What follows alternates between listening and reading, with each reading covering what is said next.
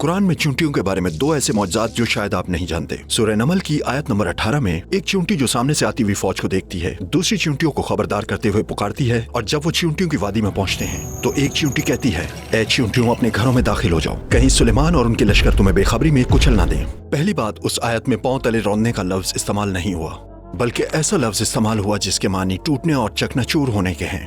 19वीं सदी में साइंस ने दरियाफ्त किया कि चींटियों के जिस्म में हड्डियां नहीं होती, बल्कि उनके जिस्म पर काइटिन से बना एक सख्त बैरूनी खोल होता है।